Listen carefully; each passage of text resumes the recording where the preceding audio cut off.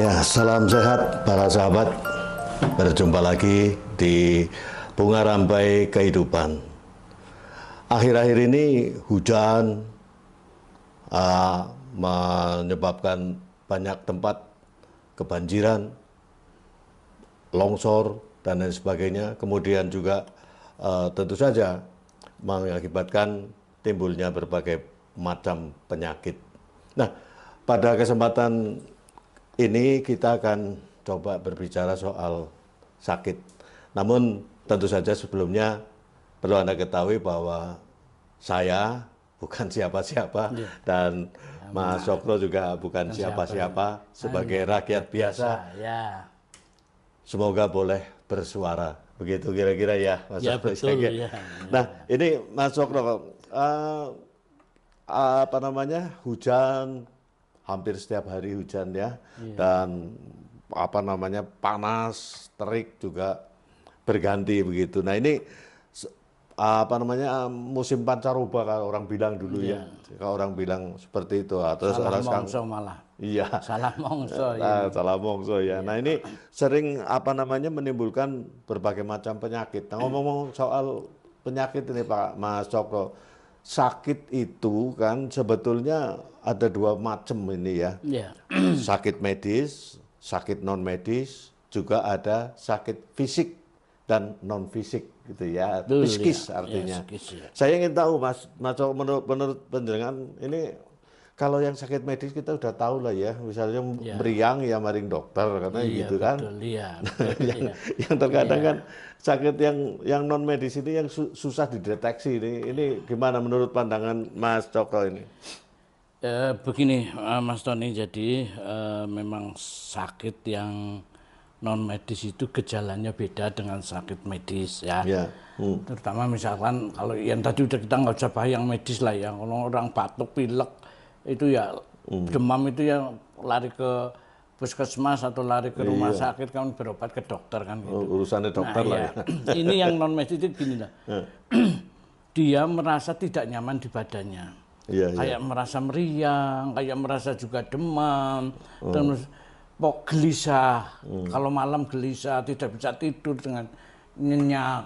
Kemudian ketika dia mencoba untuk memeriksakan diri ke medis, ternyata hasilnya baik. Dari hasil laboratorium, cek darahnya bagus, gula darahnya bagus, tensinya juga bagus, semua indikator-indikator tentang kesehatan itu bagus. Nah ini perlu diwaspadai, berarti ada sakit yang non medis, yaitu sakit mungkin, mohon maaf kalau kita bicara yang kemarin, lalu ada karma dan terima ing Bandung segala macam itu bisa ada kaitannya.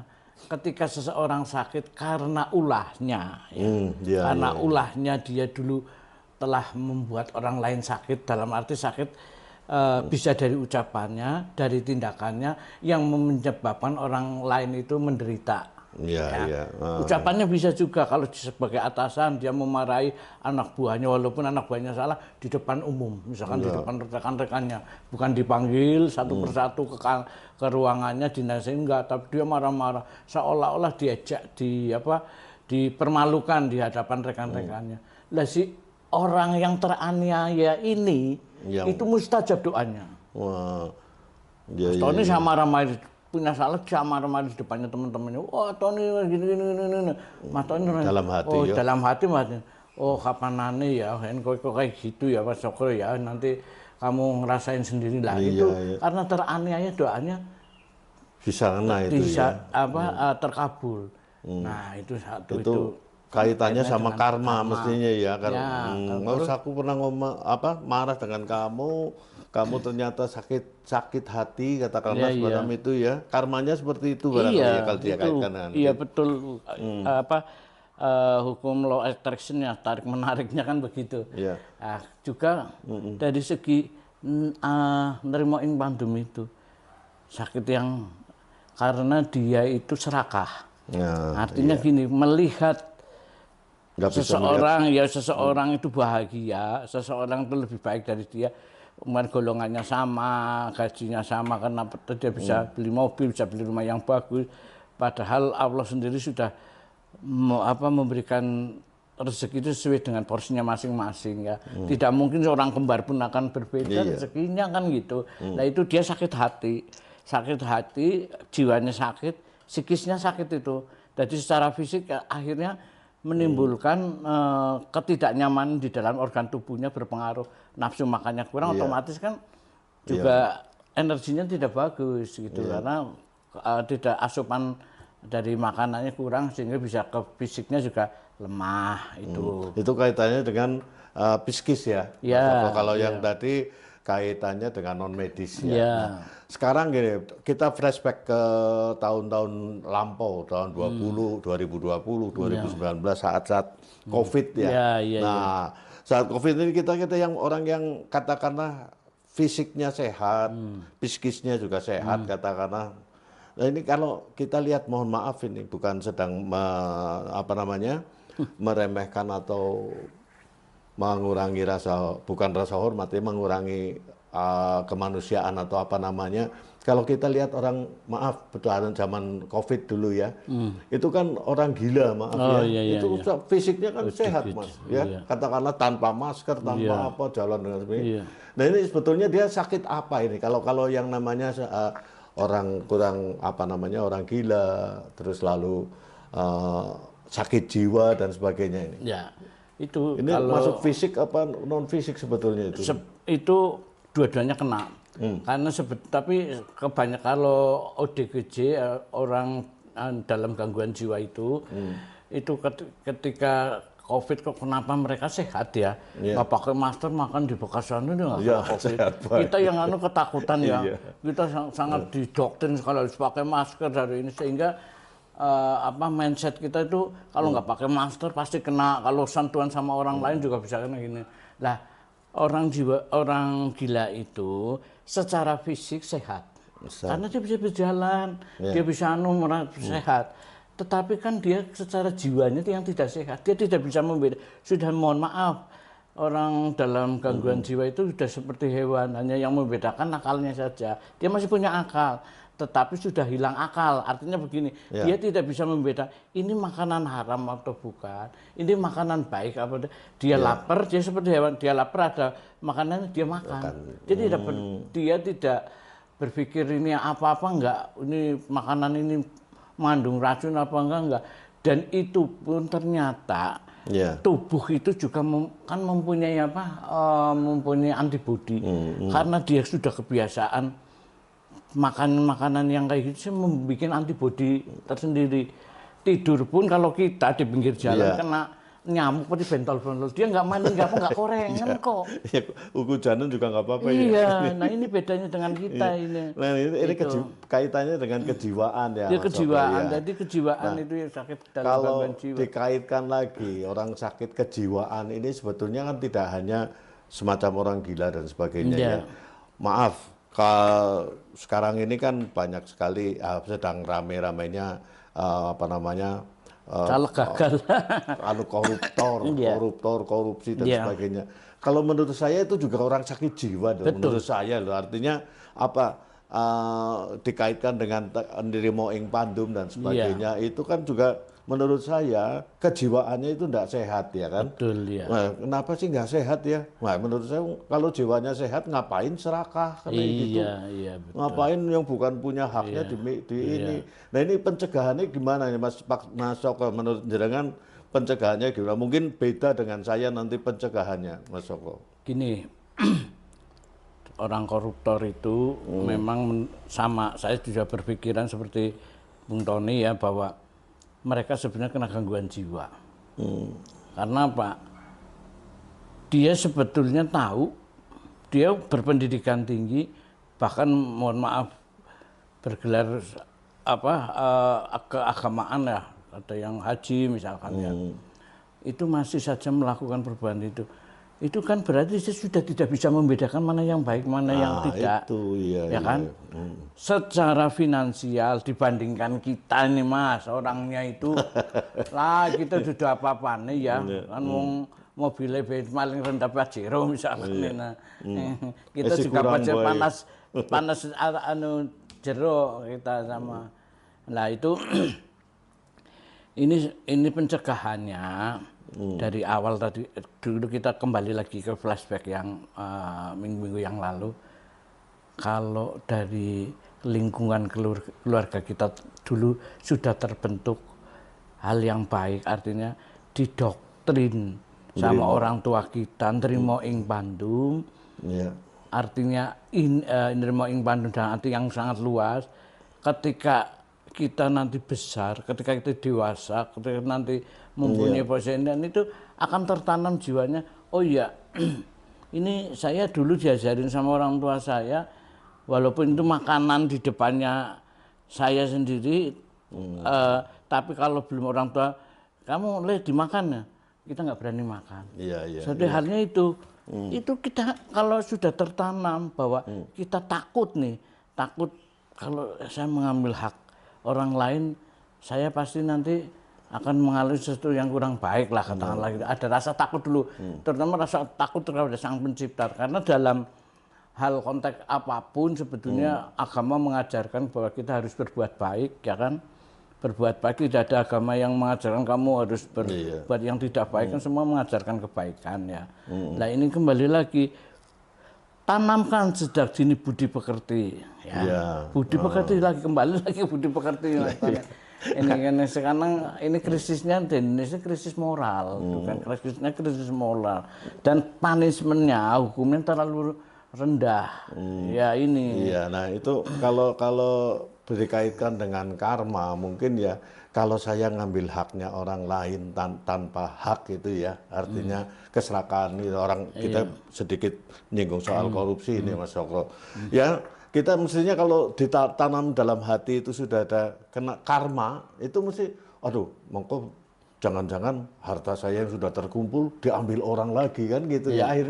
Akhirnya jadi ada rasa takut untuk berbuat yang tidak kan kayak gitu ya. Nah kalau menurut saya Mas Sokro, itu orang koruptor itu sebetulnya tinggal dicap aja sakit jiwa kayak gimana itu. Nah tentu saja untuk Anda sekalian silakan berkomentar setelah di bawah video ini nanti, kalau sudah ini silakan berkomentar apakah termasuk kategori koruptor itu juga sakit jiwa.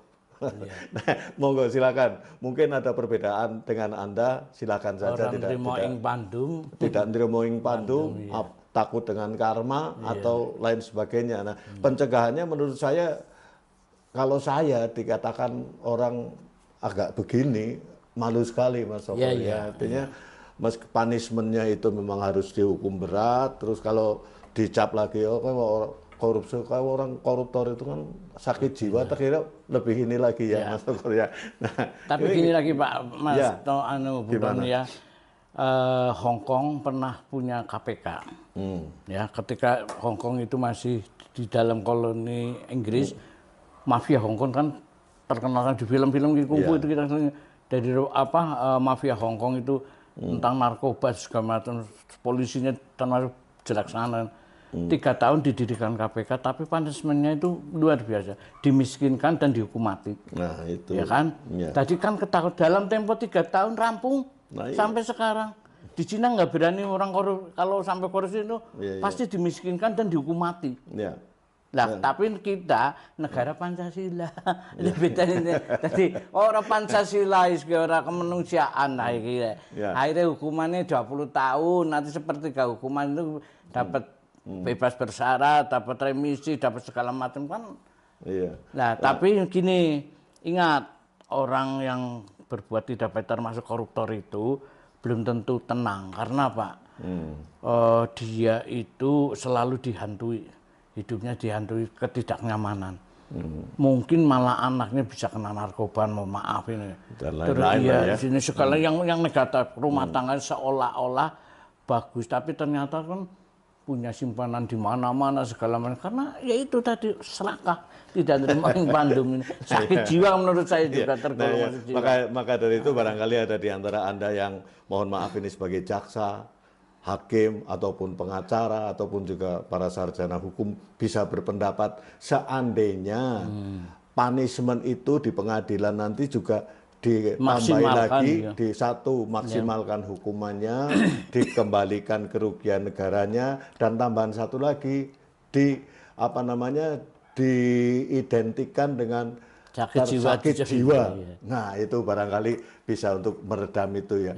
Termasuk di dalamnya ini barangkali termasuk sakit apa ini Mas Sokro? Kalau orang seperti saya misalnya memandang orang lain itu selalu salah, tidak benar terus. Tapi saya bisanya ngeritik tok loh. Bisanya ngeritik tapi tanpa solusi, hanya bisanya ngeritik, nyalahaken, katakanlah sampai menghujat dan lain sebagainya. Nah ini bisa digolongkan sakit jiwa apa enggak Mas? Iya, sakit jiwa termasuk itu yang namanya sakit hati, hatinya yang tidak baik gitu kan. Di dalam tubuh ini ada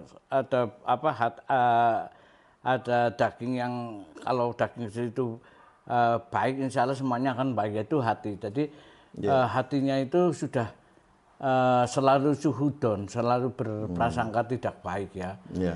Jadi apapun ini mohon maaf nih. Kalau di dalam pemerintahan kita itu mohon maaf itu kan ada yang mengkritik penguasa dari awal sampai jalan, kritik habis-habisan, habis-habisan tapi tidak pernah memberikan solusi yang baik gitu loh. Di sini mau ngeritik ngelak-ngelak terus. Lah apakah dia sudah sempurna? Nah itu dia. Ya jadi kalau boleh juga semacam itu dikaitkan dengan apa namanya karma itu juga bisa apa namanya bisa meredam rasa orang sakit hati, orang serakah dan sebagainya itu. Nah barangkali sekali lagi untuk Anda sekalian yang ingin berkomentar, silahkan komentar Anda dan barangkali Anda berkenan untuk subscribe, like, and share, silahkan jangan sungkan-sungkan gitu ya. Baik, nah terkait dengan permasalahan apa namanya sakit dan penyakit itu, kalau soal penyakit yang medis sudah jelas kaitannya lari ke rumah sakit lah ya, ke dokter dan sebagainya. Yang non medis itu pun sudah sedikit terkupas tadi, meskipun hanya kulitnya saja. Kemudian yang fisik dan psikis juga sudah sedikit terkuak. Nah ini dikaitkan lagi dengan kalimat Jawa lagi Mas Sokro. Ini ada ajining diri sokolati, ajining saliro soko busono. Ya kan? Ini kalau dikaitkan dengan kejiwaan, sakit dan sebagainya, kalau kita berpegang teguh pada ajining diri sokolati, segala sesuatunya masih akan berhati-hati kan gitu. Iya, dalam berbicara ya, solah bowo itu tentu kita akan berhati-hati karena mulutmu adalah harimaumu sendiri, suatu saat bisa menerkam diri kamu kan gitu, peribahasanya kan gitu. Nah kembali masalah sakit ya Mas, ada yang sakit itu karena bikinan manusia. Nah itu yang bikinan manusia ini gimana nih Mas Sokro? Ini kan sakit non medis ini sebetulnya ya. Santet misalkan. Saya tidak suka sama Mas Tony. Kemudian saya mencari dukun yang pekerjaannya itu menyakiti orang lain dengan media tertentu. Ada dari boneka, ada dari foto, ada dari barang organ tubuh, rambut, segala apapun. Misalkan dia bilang, Mas Tony tadi sakit hati dengan saya, datang ke dukun itu. Saya minta itu si Cokro supaya jadi kembang amben. Kembang amben itu di tempat tidur nggak mati-mati, sakit tang. Namanya kembang amben. Itu kembang amben ini sakit tapi tidak sembuh-sembuh ya, dan tidak mati-mati ya. Nggak mati-mati, bikin kembang amben, bikin kembang amben dan bentong bandane gitu. Iya. Nah, kemudian si dukun santet itu akan melaksanakan dengan bantuan setan, tentunya bantuan jin dia. Dia berkolaborasi dengan jin, dengan media fotonya, terus dia bikin, misalkan dia tusuk-tusuk fotonya saya, ditusuk-tusuk bagian perutnya sakit, si fulan ini pasti sakit, terus ada mantra-mantra tertentu, ada jam-jam tertentu datangnya itu. Nah kemudian setelah diperiksakan ke dokter, memang secara nggak diketemukan yang ini, secara medis itu nggak diketemukan penyakit yang serius, tetapi lama kelamaan itu badannya habis, badannya habis, nggak mau makan, nggak mau, terus tapi ya itu nggak mati-mati. Memang karena mintanya itu kembang amben. Ya. Nah, nanti kalau sudah dia puas kemudian dia bilang, aku minta jadi kembang setaman. Kembang setaman itu berarti mati. Oh gitu ya. Bisa jadi wong mati kan kasih kembang setaman itu. Ah itu nanti dilanjut itu. Yang penting Mas Cokro tolong dijelaskan atau sedikit digambarkan, artinya gini, bagaimana seseorang bisa mengetahui dapat kiriman ya gitu. Yang kedua tentu saja bagaimana pencegahannya untuk apa namanya, kalau orang Jawa bilang tolak balanya itu. Sedikit saja mungkin Mas Cokro. Tolak bala paling ampuh untuk menghancurkan orang-orang yang tidak suka berbuat baik terhadap diri kita sekeluarga itu adalah sodakoh. Perbanyaklah sodakoh terhadap orang yang sangat membutuhkan. Yang tepat sasaran. Jadi gini, kalau bisa kita bersodakoh, kita udah punya kerentek ini. Saya pas melihat di jalan itu kok Pak Tua misalkan penjual itu kok perlu dibantu. Tetapi kita membantu kan belum tentu berbuat baik diterima dengan baik. Maka dengan cara yang baik pula kita datangin, Pak, nyun sewu nggih, menawi kula benjing wonten rezeki badhe maringi wos beras arta purun apa mboten. Kalau beliau bilang nggih matur nuwun mboten napa nggih. Lah kita nanti kasihkan. Pak, monggo Pak kalau dapat rezeki itu buat panjenengan. Nah, si Bapak Tua ini secara otomatis akan mendoakan Mas Tony. Oh gitu ya. Sing Mas Tony sing sehat, sing selamat dunia akhirat. Lah doa orang-orang yang teraniaya ini yang mustahil ini gitu bisa ya. menolak nih. Saya merinding kalau kayak gini. Ini luar biasa. Jadi ini begitu itu. ya. Artinya untuk pencegahannya seperti itu.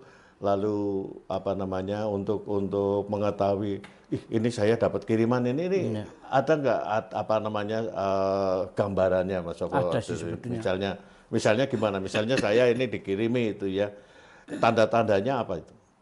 Ya tanda-tandanya biasanya diajak ngomong tidak nyambung. Tidak nyambung pikirannya melayang, artinya walaupun saya sudah kenal baik sama Bung Tony sudah puluhan tahun, ketika Bung Tony kena sihir ya atau kena santet itu, ketika saya ajak ngomong error. Oh gitu ya. Error, ada hal-hal yang tidak bisa seperti biasa. Nah, bagi orang-orang yang punya kelebihan untuk mendeteksi itu akan tahu dengan solah bahwa dengan tingkah lakunya itu, kemudian kita pun bisa mendeteksi oh ini karena tidak wajar.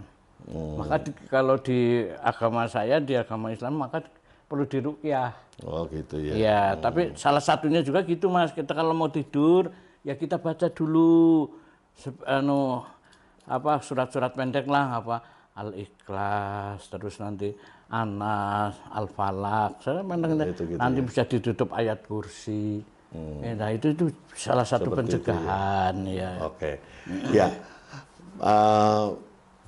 Anda sekalian mungkin sudah menyimak dari tadi dan di awal saya sudah mengatakan bahwa saya bukan siapa-siapa, Mas Cokro bukan siapa-siapa dan bukan ahlinya. Barangkali hanya kulitnya saja. Tentu saja kesimpulan ada di tangan Anda. Dan bila Anda ingin berkomentar, silakan tulis komentar Anda dan jangan lupa untuk subscribe, like, and share di Bunga Rampai Kehidupan ini. Nah tentu saja pemirsa, barangkali apa yang kami sampaikan ada manfaatnya. Mudah-mudahan harapan kita seperti itu ya Mas. Iya silakanlah di komen di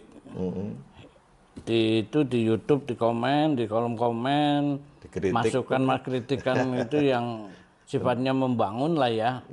Kritik yang membangun untuk demi juga kelancaran kita nanti setiap sepekan kita akan selalu mengunjungi Anda semua. Ya seperti tadi Bung Tony katakan, saya bukan siapa-siapa, Pak Tony bukan siapa-siapa, kita rakyat biasa yang ingin bersuara. Begitu ya. Dan jangan lupa setiap seminggu sekali kami insya Allah akan hadir, tentu saja atas izin dari Tuhan Yang Maha Kuasa. Akhirnya sekali lagi jangan lupa subscribe, like, and share. Terima kasih untuk bisa bersua kembali minggu depan. Terima kasih Mas Abdullah. Assalamualaikum. Waalaikumsalam.